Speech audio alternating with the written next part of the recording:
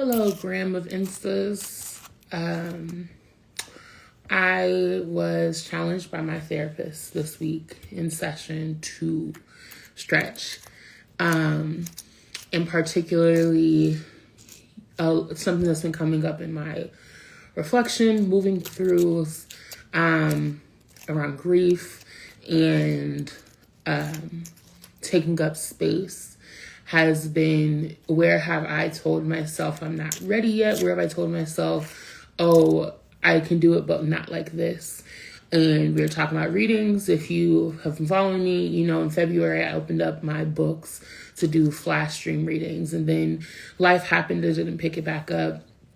And she was like, I could see you doing this. Like, she was like, I can see you going on social media and giving readings and talking. And I was like, ah. And so she challenged me to just once this weekend, get on the internet and do a reading. This is not similar. Like, this is what I do for myself. This is what I've done in one-on-one spaces. But thinking about, like, what does it look like to, and I'm able to divine messages all the time, but specifically as we're navigating this collective grief, which is parallel to, you know, the individual grief that I think I'm holding and a lot of folks in the collective are holding, what could we tap into? And specifically, the question that I've been reflecting on in my own life is, right, how can I be a companion to my grief rather than resenting it? Like, what can I do as I move alongside this, right, rather than resenting it's here? And I think the question and the intention as I do this reading for the collective is, as we navigate this space, there's a lot of not just grief, rage, reaction, response to what is going on in our world, and particularly with the ICE raids. And the question I have been sitting with, actually, I just stepped outside and was like just getting some air to ground. And I was thinking about, I'm in my mom's house and, you know, looking at the trees, like the trees in my backyard and also like my neighbors. And it was like, these trees have seen me for 2 decades, right? We moved here when I was 14, right? And like, there are things that change and there are things that remain the same, right? And we can say things that remain the same in the negative, but also what are the things that have been constant? How might we tap into the wisdom of those things, right? How might we tap into ancestral wisdom, the wisdom of the land, the wisdom that is in our bodies that society aims to disconnect us from by telling us that is back burner shit, right? And thinking about something I was navigating and taking up, even though I talk about dreaming all the time, taking up this authority and struggling with what it means to be someone who is navigating, like I said, in my stories, like magic and melancholy, right? And does that disqualify me from showing up with it? And the thing that's been coming to me is, no, that precisely is why I come to this, right? From a personal space, not from a desire to be looked at as upon an expert, but as someone who the curriculum is writing itself through my body, right? The theory is showing up in me as a result of what I've lived through and what I am living through. And rather than resenting that as like, little frivolous backstory, how do we hold it? Because the reality is, in the society, the thesis of Black Dream Experiment that came to me back in 2021, right, is when we are told surviving is a privilege. And take that as like surviving these nasty, unimaginative, ugly systems, right? Xenophobia, transphobia, anti-Blackness, ableism, right? We're told that, like, you weren't even meant to survive that, right? We are fighting for survival. Then dreaming feels frivolous and inaccessible. Dreaming feels like something we cannot afford to do in these times, right? And thinking about, like, what am I called to do in this time? My body, spirit, mind learned very clearly in the early 2020s, my work is not on the front lines, right? I was an organizer. If you were around in San Diego in December 2020, the movement work that you saw with March for Black Women and BLM, I was a key contributor, right? And I was doing all of this. And Black Dream Experiment was born out of me sitting in an organizing meeting for March for Black Women. And we were all going around checking in. And specifically, sorry, my body is asking me to stretch, so we're going to do that. specifically, people were talking about all the things that they want to do that give them life, but they're like, I don't have time for it, right? So someone's like, man, like I'm excited about yoga, but I haven't had time to do it because yada, yada, yada. You know, like I want to give energy into my doula business. And I sat in very Kelsey fashion. I yelled out, all my niggas got dreams, right? In frustration. And this idea that like we are being so reactive to these things that are challenging our survival and our humanity, in that we feel like the thing that gets us connected to our bodies, our joy, our dreams are not something that we can center. And I speak as I minister to you, I'm dragging myself, right? Because that's how this shit works. Who does it benefit for our nervous system to be dysregulated? Who does it benefit for us to feel like we cannot afford to care for ourselves and each other in meaningful, spirit affirming ways, because we got to fight the demon out there? And something that I was thinking about is like, what does it look like to dream of alternative ways to navigate our grief? I want to say metabolize. I don't know if that's the language, right? But to activate, to transmute, to alchemize. What could we do with this very same variables that we have if we allowed ourselves space to dream and engage and touch down into our bodies? And so what I'm going to do is as much for me as it is for y'all. If you take something out of this, like I said, everything that this preamble is kind of the intention that I'm sitting with. I have a few different decks. One that I've really wanted to engage with in the collective is called Building Utopia, and Jen Roberts of Colored Girls Lab is behind it, right? And it's like a speculative, it's a radical futuring cards, right? In specifically an Afrofuturist speculative design toolkit designed by organizers, strategists, and educators to reimagine the future of our communities and consider the legacy we're leaving behind, right?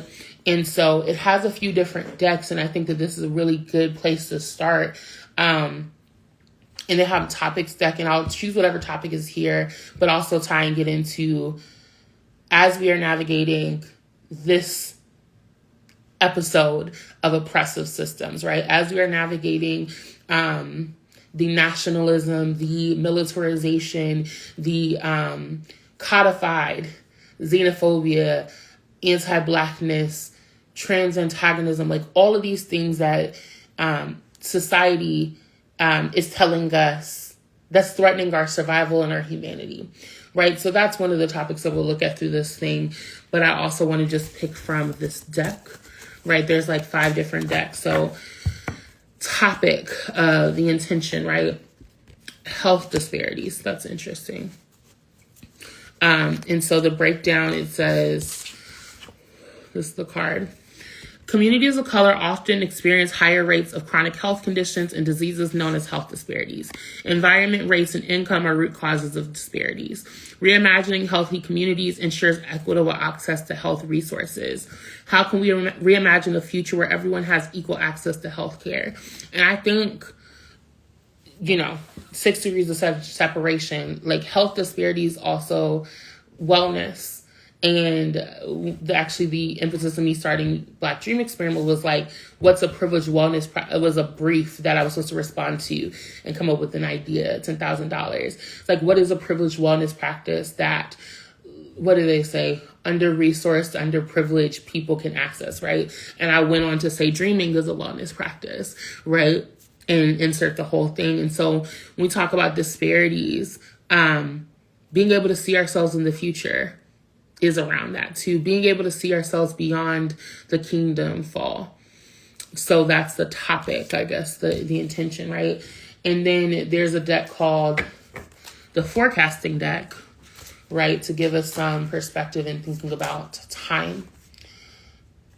So dreaming, not just for the now, but 100 years in the future, in a world in which, the what it is currently, right, is this inequity and injustice, right? The things that we know that don't work, that we don't want. We don't want more policing. We don't want more binaries and hierarchies, right? But what it could be in the now, and what it could be 100 years in the future if we were not moving with those same pieces as inevitable, as standardized. And so there's a tools deck, community projects. So community projects, collective goals. Community gardens, installations, and building projects are all ways people can work together and support one another. Well, community projects are being worked on in your time, right? And I think figuring out like a lot of the organizing efforts, a lot of the mutual aid efforts, right? These are collective organizing pieces. And what does it look like in the here and now, right? Something that I'm very passionate about that I don't think is centered as much in this iteration of movement work. There was a short period of time, I think in the 2020s, where there was a little bit louder acknowledgement of spiritual care and emotional replenishment for organizers, right? And I say this because of someone who was organizing, like healing justice, right? So it's taking a step further than like, we want to address society. We want to address the gaps when it comes to healing. We want to equip the healers. We want to connect people to healing, right? Something I'm passionate about that I would love to be able to access is be able to do dream support for frontline organizers, right? Just because I know that's not where my space is. I know that my gift, skills, and talents, what's in my bag is to be able to offer a container and a space, right? So I think about like, what does it look like in the here and now to show up in this way, right? It looks like having conversations and checking on people's hearts, right? It looks like acknowledging that when you're navigating individual and collective grief, how we show up is dysregulated and may not be our best selves. And how do we offer grace to ourselves and to each other? How do we not make assumptions and projections around, oh, this person isn't posting about this, so they don't give a fuck, right? This person isn't going to a movement, so they don't give a fuck. Thinking about inviting ourselves into dreaming of alternative ways of addressing something. And I think 100 years in the future, when it comes to dream equity and wellness and healing justice, I imagine that there are sustainable support systems that are not reactive, but are embedded in our practices, that it is understood that before you get weary, that there is space for you in all of your community and all of your, your holy and your heavy. And so there's a liberation deck. The liberation deck speaks to like what is already at our disposal. What are these I feel like, what do they call in like video games? The little energy packs, life packs. I know that's not what it is, but like the booster, right? And so the liberation deck is like thinking of moments when I feel free. When do you feel the most free? What are your freest moments? How do you hold on to that feeling of freedom? And that perfectly lives in the conversation around like, we are told that dreaming and like play and being in our bodies, right, is frivolous. But if we think about where do we feel free and using that as data that informs like, okay, well, if this is what it means to be free, how do we make sure that we prioritize and center freeness everywhere? Freedom everywhere for everybody. So that's one piece, right? Using the Building Utopia deck. The other card that just jumped out, right, is what will be the legacy of our community? Considering community futures means considering what we'll be leaving for our descendants. What legacy will you leave behind? Whose legacies came before you and how will they be carried into the future? Sankofa shit, babes. And like that goes with the forecasting deck, like 100 years in the future. What do we want our descendants to know about this time? Right? And not just in the history books, because the history books are going to dilute it, right? Like there's no way to distill in 3 pages what 2020 to 2025 feels like, right? So that means one, what alternative technology and archival practices are we doing to preserve our stories?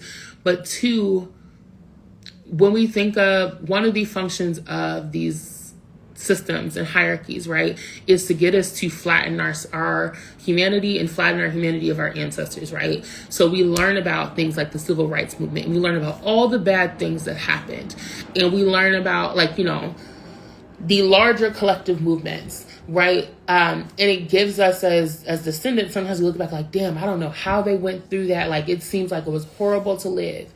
And sure, yes. And I know that people still loved, still laughed, still created, right? Because in my own bloodline, my folks are from Texas.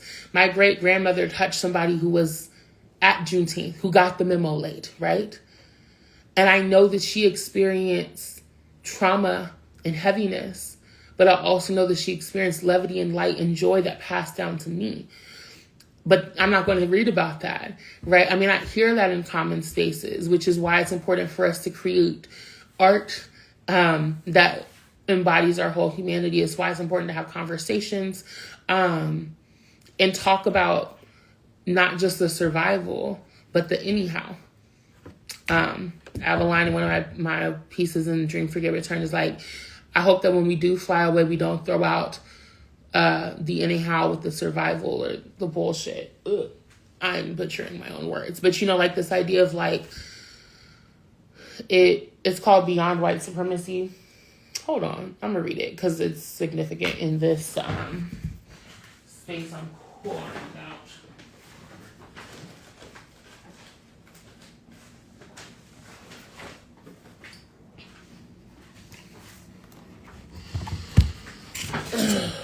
Okay.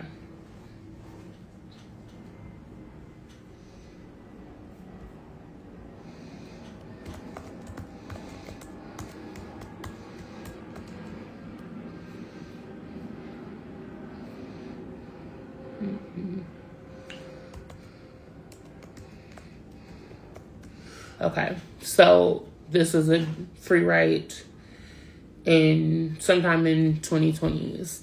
Beyond white supremacy. I imagine a world of anyhow.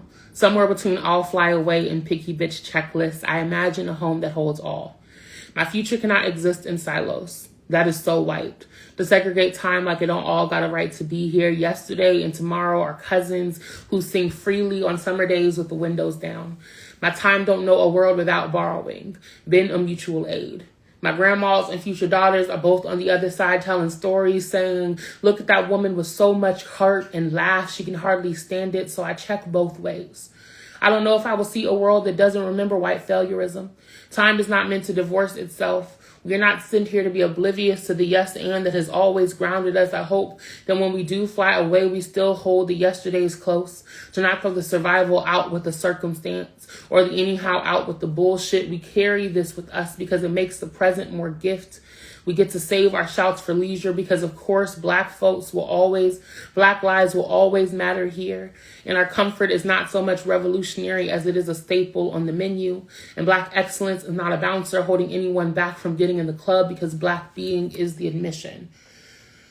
So I think I hit on every fucking thing that I just talked about in this thing, right? So the next I wanted to use some of my other decks to tell a story around what I think we can touch on as a collective that we're moving through, right? And the question of what do we need to know? What do we need to return to? Go back and get it on some Sankofa shit when it comes to navigating these times from a space of possibility and dreaming with our grief, alongside our grief, not waiting for our grief to pass, not pathologizing, and shaming ourselves for having grief, shaming ourselves for having trauma responses, shaming ourselves for having a dysregulated nervous system in a world that conspires to dysregulate us. Like, that is the strategy. Like, all these things that are happening, it's not just the act of the violence. It is the effect that they want us to have. I remember when I was doing the sit-in, me and my collaborator were talking about the function of lynchings, right? So the lynching happened to one person, right? And they made sure to make it wasn't just killing, right? It was the most inhumane way. It was the most parading and reveling in the violence, right? For those who don't understand, like, they used to have lynch picnics, right? Like, people have issue with the word picnic because there would be people who would go and pack lunches and sit on lawns and marvel at dead hanging bodies, right? They would be intentional in carving up bodies for souvenirs, specifically castrating bodies of folks who have external reproductive organs, right? Doing all of this to revel in it, like for their own perversion, but also the function of lynchings was to put everyone else on notice and say, this too could be you. So get the fuck in line, right? It was an act of massive nervous system dysregulation to create a space of fear and scarcity. And not just scarcity in resources, but scarcity in possibility, in dreaming. And so what does it look like? My question for myself and the intention for this reading is to say, yes, there are things to grieve. There are things to rage. There are things, our reaction, our emotional reaction to it is proof that we're alive and we're feeling and we have some understanding. Rage is a sacred indicator that something is wrong, right? But how do we move with that indicator in a way that empowers us to dream beyond it versus dream in reaction to it? What tools are at our availability? What support is here for us? What reminders do we need to tap into? So I'm going to start off simple with the rest deck, Trisha Hersey and the Nap Ministry. And each side has a intention on the front and a practice, deeper practice on the back. So the one that I picked up, I will sit down and daydream. And on the back it says, rest in the truth of the power you hold over grind culture. A full mental shift starts in your quiet moments. You will get your healing via rest. You'll be disruptive and pushed back. You will slow down. You will take a nap. You will rest. You will find silence. And, you know, for those who aren't familiar with the Nap Ministry, or maybe you are, right? The whole idea of what Trisha Hersey is doing is creating, inviting people into thinking about rest as resistance and a disruption. Specifically. And I know a lot of people think rest isn't resistance. Rest is a disruption to the norm. And rest does not mean that we do not respond, right? But it means that we're responding from a space that's not reactive, that's not our nervous system dysregulated. What does it look like to imagine a world in which we do this on an individual level? Because as much as we exist in the collective, our locus of control is ourselves. And we show up from our overflow. And I have been playing around and daydreaming around, like, what would it look like for there to be a consistent effort amongst all these different organizing bodies, right? Of all these people who are coming up with, flash protests, where we say we are going to dedicate time to collective resting and daydreaming, right? So the same way it's like, show up, this is the action, here's the march. What would it look like to see hundreds of bodies in a park taking time? Let's imagine like beautiful, luscious soundscapes playing and folks sitting on their blankets and, maybe eating food. And rather than it just being a speaker on a microphone, and I say yelling not in a negative, pejorative way, but, like speaking passionately about fuck the system and all these other things, inviting us to drop down into our bodies and calm our nervous systems and daydream. Daydream of a world beyond the kingdom fall. What would it look like to see thousands of people stopping? Like, the way that we promote the boycotts, 24 hours of don't buy anything, don't get gas, whatever. What if we said we are dedicating 24 hours as a collective, nationwide, globally, to stop and not react? What would it look like to say, I am going to sit down and daydream and say, another card that I pulled earlier today, I don't know where it is, like, this system cannot have me. I will not donate my living, my being, my imagination to the system that wants me dead. How am I conspiring on behalf of the thing that wants me dead? How am I doing their work for them? And so, how do we sit down and daydream about our past, present, and future? Sankofa. Let's think about, because I did something last month and people were like, my ancestors didn't dream. And I wholeheartedly reject that. Their dreaming might have looked differently. And in fact, I want to say that our ancestors had a luscious interior life, partially because when you are think about when you're doing repetitive work, right? Or think about when you're doing things where like all you can be is here, right? When you're on your phone, you can distract yourself. When you're watching TV, you can distract yourself. Listen to podcasts. Ask me how the fuck I know. Where have I been the past 2 weeks? Numb, distracting, right? But when you're in a space where it's like all you have is you right here and right now, right? And maybe you're moving your body and you're in your, I always talk about play being a conduit for dreaming and receiving messages and downloads because you're not distracted on other people's shit, right? And so think about, there's a reason why people be like to work on cars, right? Or sew, or do all these other things that it requires you to be here, but it also requires you to just be present and get messages. I know I had ancestors who were free as fuck who never left the plantation, right? Who, while picking cotton or while doing this backbreaking work, had an opportunity to be with themselves. And so what does it look like even as we are resisting? I have a line in one of my poems that was like, remember the ancestors who did not have the luxury or mobility enjoyed still. So what does it like to sit down and daydream in honor of our folks and in honor of ourselves to say that we're worthy? So, and taking that back to like a community project, how do we think of moments when we feel free and activate that in our spaces?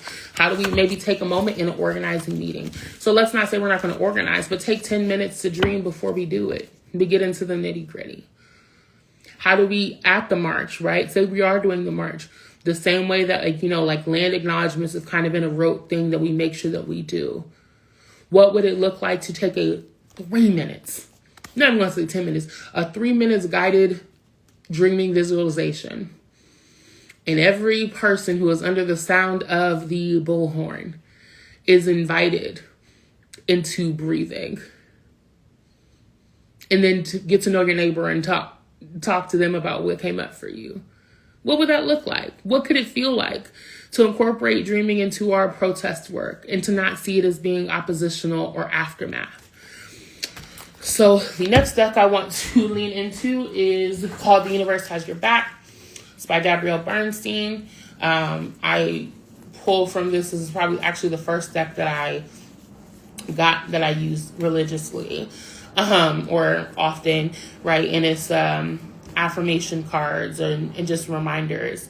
So the card that I just pulled: true healing occurs when I give myself permission to feel whatever feelings live below the trigger. And as a collective, what does that look like? Because we can respond to the trigger. Responding to the trigger is easy. We know how to do it. It's intuitive. That's a piece that feels intuitive and rote. But beyond the trigger, what is that trigger bringing up in us, right? We see the horrific violence of ICE, moving in the most inhumane and ugly way, right? And what does that bring up in our nervous system, right? But the foundation of it, and I was thinking about the reason why it's important to, you can use divination tools, but also sociologically and historically being able to look at things in context. A lot of times in spiritual spaces, people will say everything happens for a reason. And that can sound bypassy, but it also doesn't give the most clarity of everything happens in context. And within that context, we can make meaning of it that supports something other than fear and doom and gloom, right? And so being able to look at things holistically, know that this is not new. We've been here before. And what is this reminding us in our bodies, even if we can't verbalize it, right? What's happening, right, is a actual, tangible, experiential moment of hierarchies and binaries being weaponized, right? Of fear being embodied, right? Because the thing about white failureism. I don't call it supremacy, right? These failed experiments of supremacy in which they're trying to convince us that they're supreme. And once again, hearkening to Mama Toni Morrison when she said, people have a serious problem. If you're only tall when someone else is on their knees, are you any good? And what we know about these systems, these people who are so committed, who are slaves to this idea of supremacy, is that they do not think that they are good, right?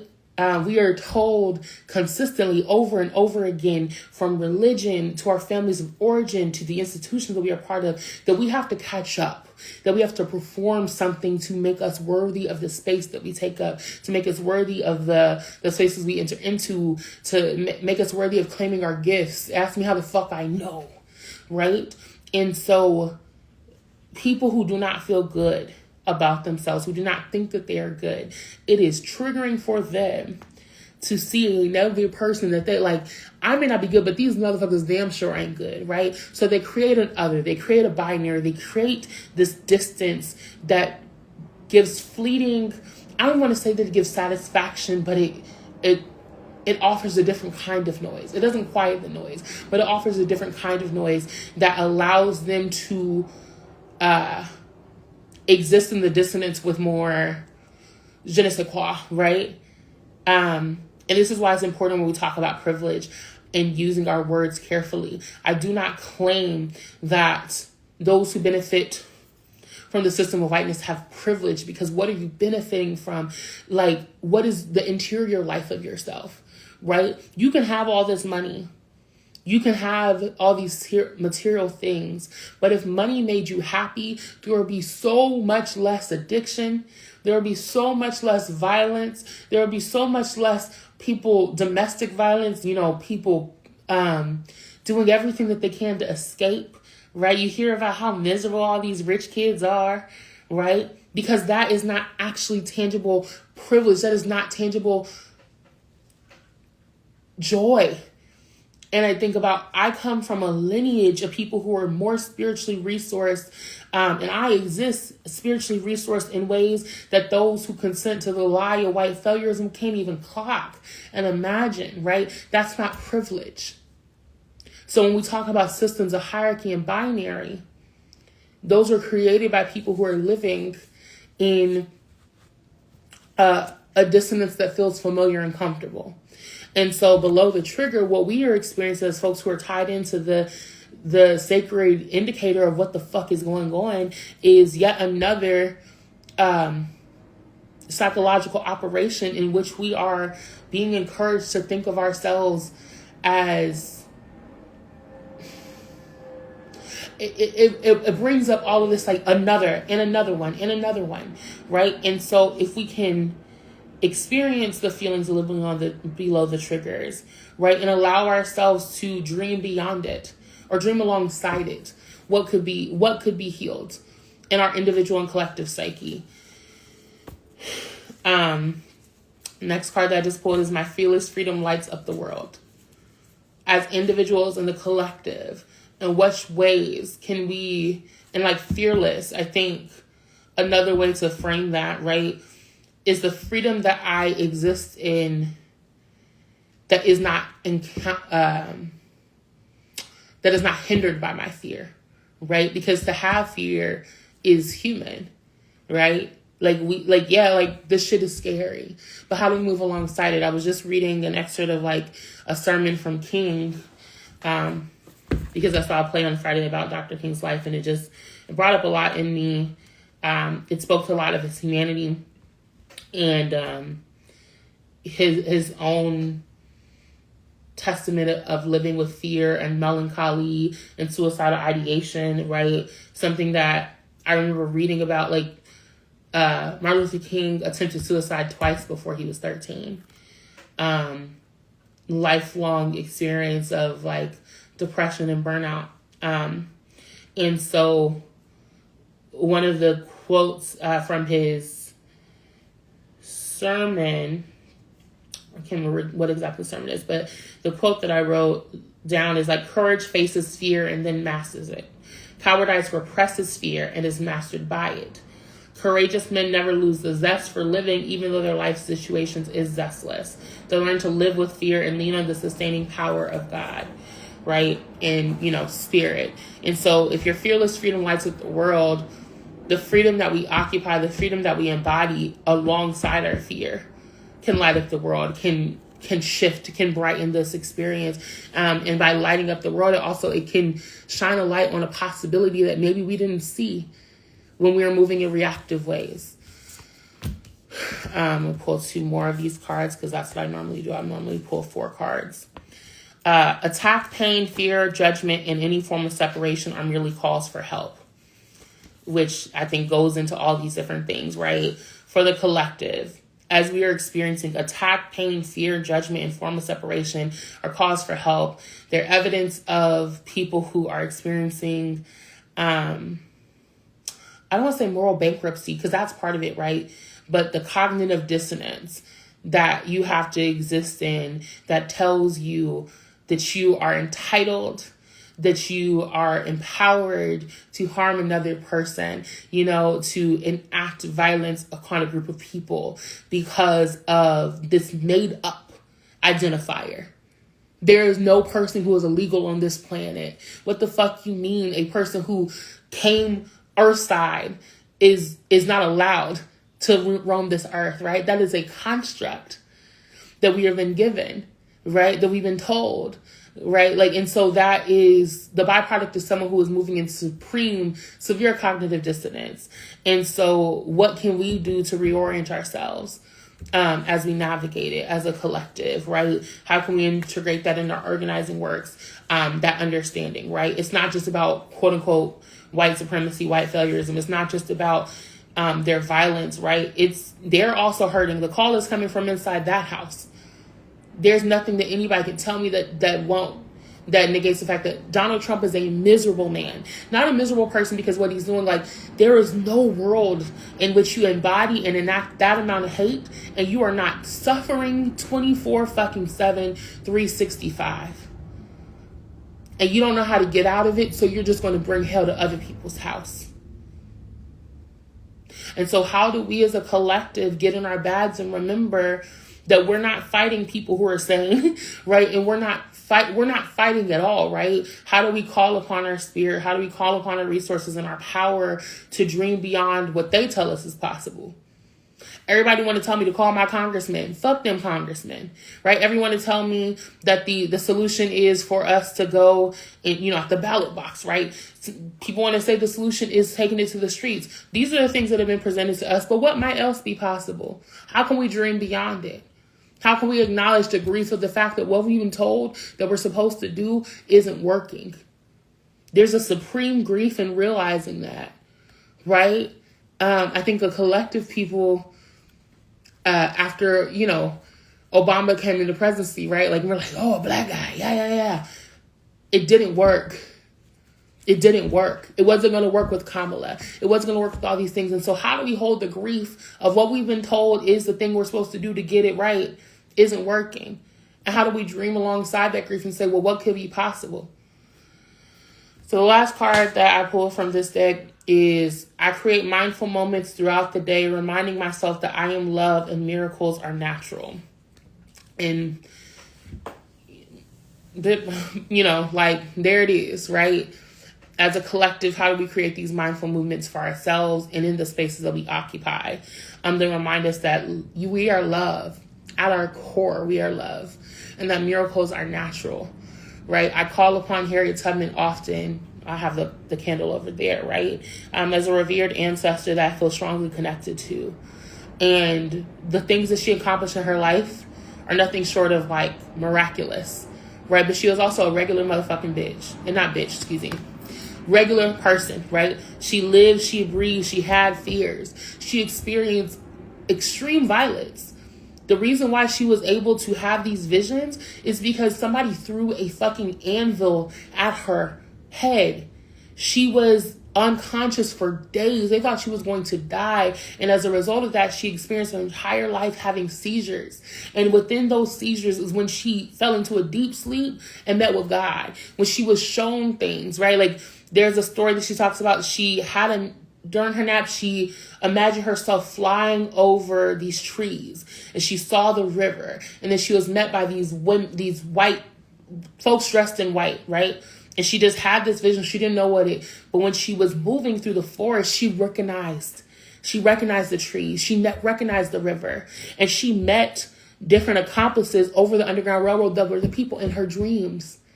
Nothing short of miraculous. But what had to take place for that to happen? How might we view the things that are traumatic as evidence of us doing it wrong rather than the entryway into us being able to touch something? And I say that, and I want to take a second to hold that for myself, because I haven't been on this bitch, because I have been navigating some complex grief and trauma. I have been working overtime to give myself grace for having a hard time keeping up normal when shit is hard as fuck, right? And if that's in me, it's also in all of us, right? And how are we shaming ourselves for these natural reactions to hell, and therefore not giving us opportunity to pause and be like, what else can be here alongside it? What could be also making its way in the Trojan horse, right? My whole thing about Dream, Forget, Return is my experiences of housing insecurity, my experiences of getting pushed out of my job, all these things gave way to me being able to sit with myself in a real fucking way. I am not minimizing the effects of COVID that was disastrous, but I would have never had the opportunity to really deep dive inside of myself if I was working 10 hours at the job that I hated and hated me back. Right? There was a blessing in the storm. Come on, Kirk Franklin, right? There's a blessing in the storm. Help me see it. There's a blessing in the storm. That's one of my favorite songs from childhood, right? And so how do we say miracles are natural? Where are the blessings in the storm? How might we be blessings to other people in the storm, right? What do we have at our disposal that doesn't require money, that doesn't require excess labor? Mutual aid is about our overflow that can allow us to be a blessing, allow us to conjure up the miracles together. So that's that deck. I have two more, and then I'm going to get out the way. This one is my Angel Prayers deck. I really fuck with it. And the type of reading that I normally do with this is a 3-card pull, and it's strengths, blessings, and challenges, right? The first card represents the strengths that we have at our ready. The second card is the blessings that are in our heart, right, that we can remember. And the third one is the challenge. And so this might be the thing that we might have a challenge with, right, that we have to address, or this is the thing that can support us as we navigate our challenges. And the way that it works, some of them are tied to specific archangels, and some of them are just specifically addressing. And while it does engage with angels from the Judeo-Christian experience, there's also like reference to Buddha, there's reference to all these other things, and it's beyond the archetype of this thing, but the energy of it. And so the first card, Earth Angel, so our strength, and it says, thank you, angels, for inspiring me to be more like you. And I'm going to use the guidebook for this one because I love the breakdown. But, thinking of this larger conversation, right? What does that mean for us as a collective, as our strength? And so it says, the angels are so grateful for all of your positive thoughts and the actions that you do for others. They want you to take some time to see how amazing you are as a person. They are so blessed to have someone like you helping them do the work here on earth. You are an angel of the earth. Thank you. Instead of working out what you want next in your life, ask yourself these simple questions.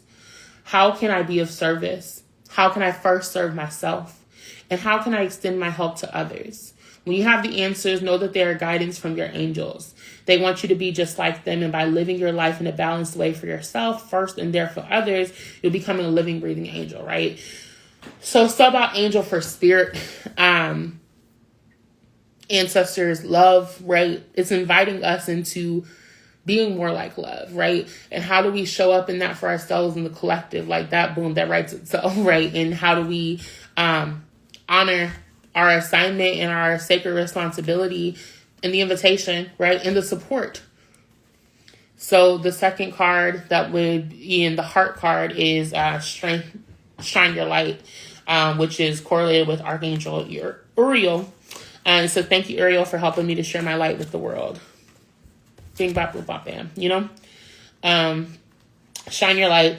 You are blessed to have received this card today, as the angels feel the world is now ready for you to see the special gifts and talents that they call your light. You have been hiding yourself from the world for too long, and now is the time for you to step into your power and share the gifts that you have with all of those around you. You are a great beacon of light. When you walk into the room, many people benefit from your positive energy and heartfelt presence.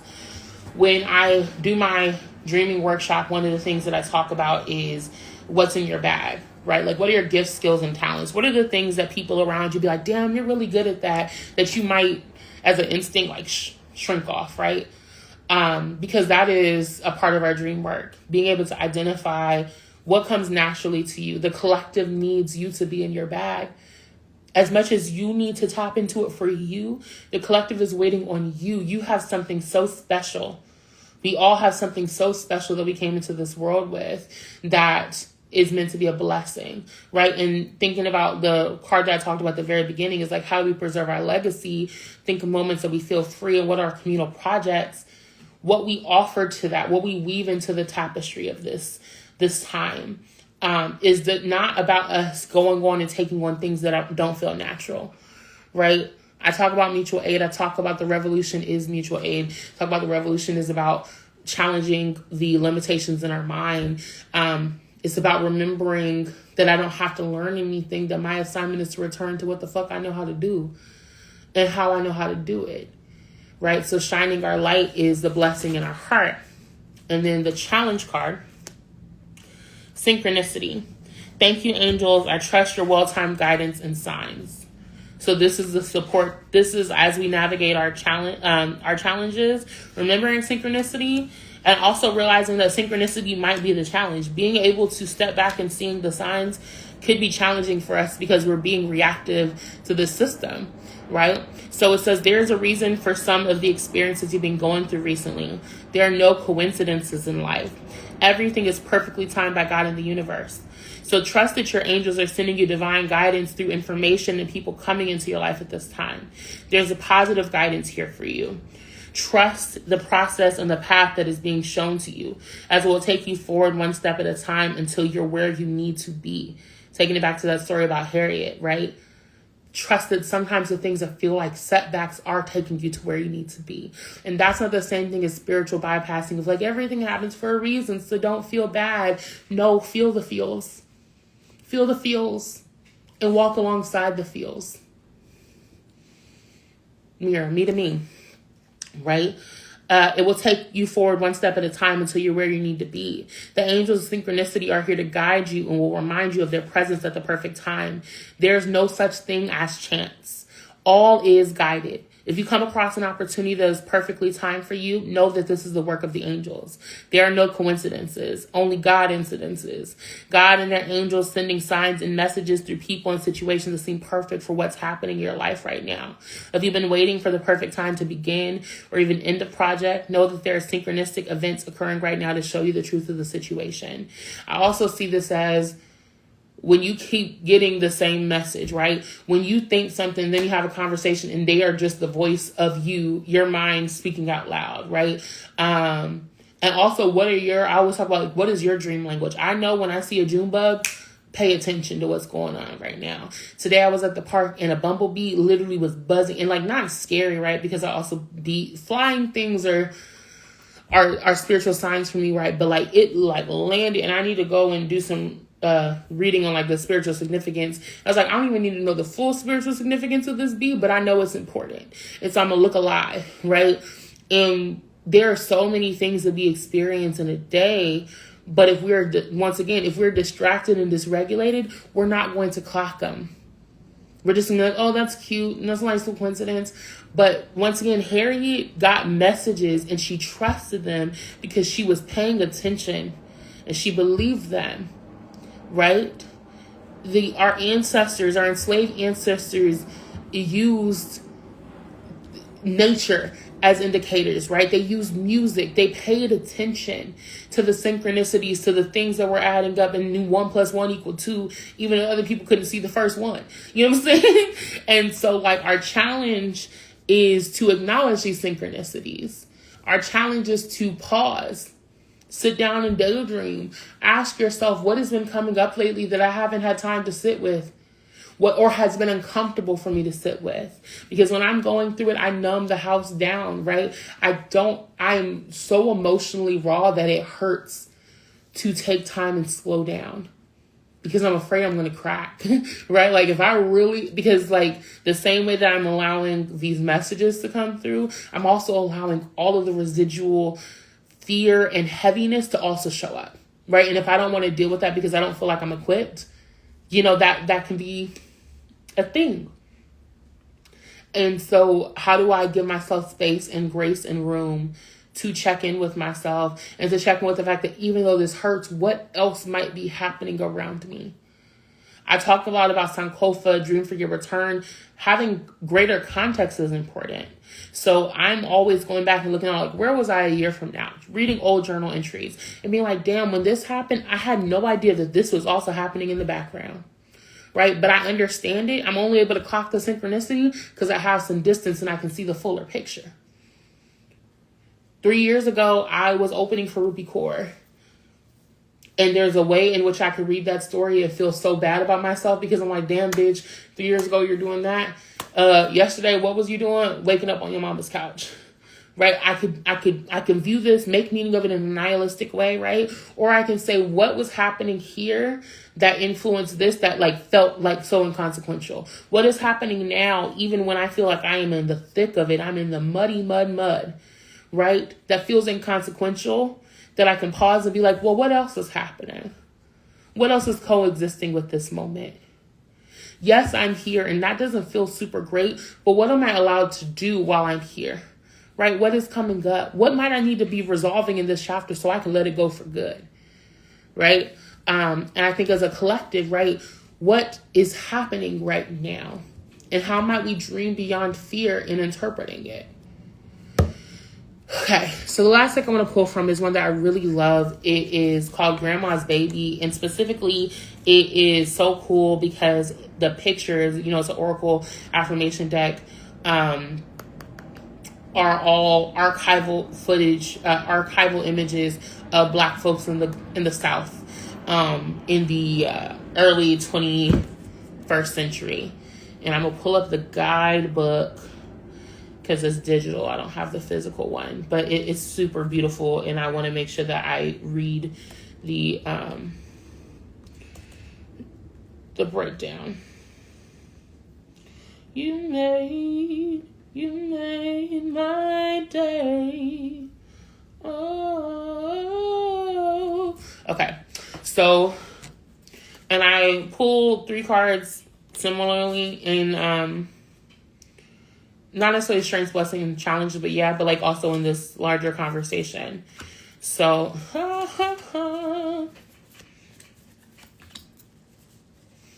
universe got jokes. So the cards are, and I'm going to pull them up, it's super beautiful. Birds, table, and key. And the picture, and it has a breakdown of, this is from Untitled, 2 African-American children feeding chickens in a fenced-in yard. Exact date unknown, and it's from the W.E.B. Du Bois Library of Congress, right? But you see the picture, right? It's some little Black babies chasing chickens. And then the breakdown of this card, 7.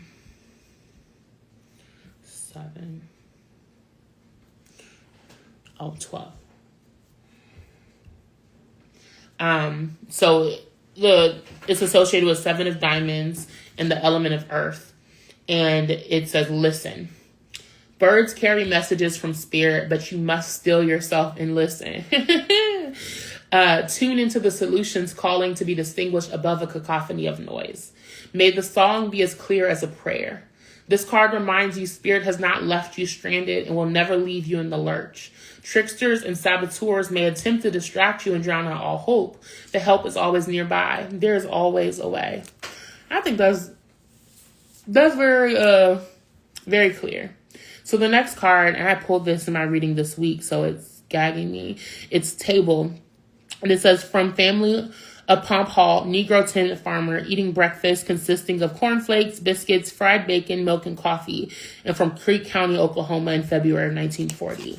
And so, I don't know how clearly you can see, but it's, it highlights, it looks like there's elders, the intergenerational sitting at the table.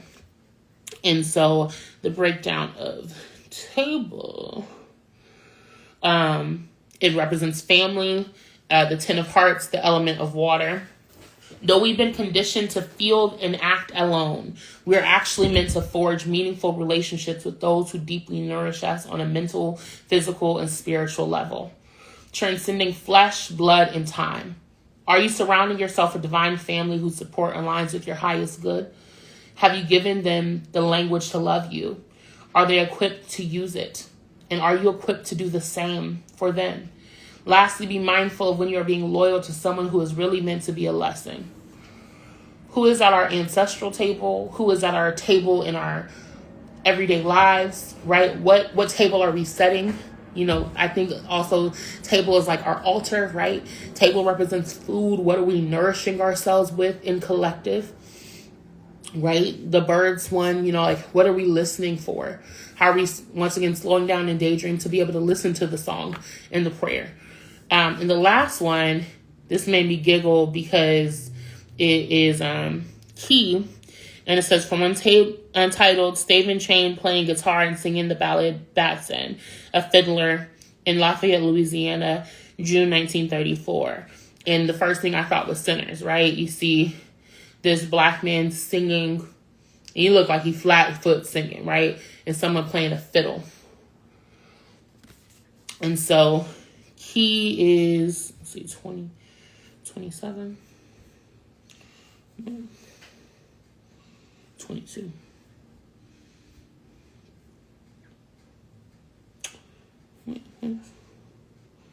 Oh, 32.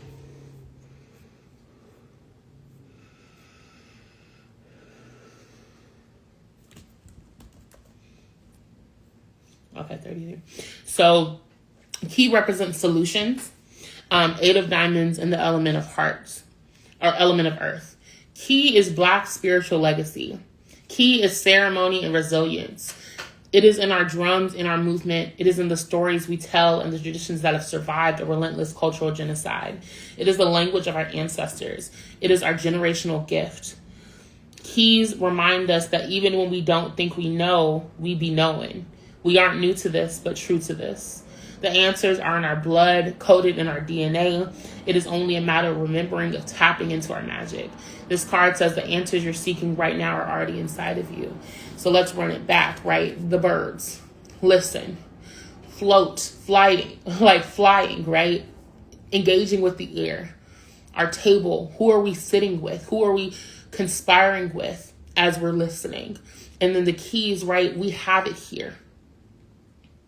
How are we creating ceremony, right? What are we doing? We'll talk about music and joy as a spiritual technology. How are we moving in ritual around this? Which goes back to my early piece about my dream is in the same energy in which we would tap into a protest and a march, that we take that energy to lean into ritual around dreaming and love. Apparently they put a time limit, so I got 1 minute and 46 seconds. So just to close out, one, I'm very grateful that I took my therapist challenge. I get to say, yeah, I did my homework by doing this collective reading. May the word add a blessing to those who hear and receive it. In the here and now and the later, I'm aware that as we are navigating this is my gift. This is my offering to the collective to be able to reframe and make language and distill, pull the intangible earth side in ways that maybe we haven't thought of before. Because I believe, talking about grief, there's this like ache and grief that comes with being a dreamer. And I see it so clearly, and it doesn't feel like much, right? It doesn't feel like enough, but we are all enough. And if we show up in our enoughness as is, we have the power to shift in ways that fighting and resisting could never. And so that's my offering to us. How do we love and ground and do the thing? And I have questions, and answers get to rise up, and we don't have to have all the answers to start moving in the dream space. So it is our duty to fight for our freedom. It is our duty to win. We must love and protect one another. We have nothing to lose but our chains. Amen. Ashe. And so the fuck it is.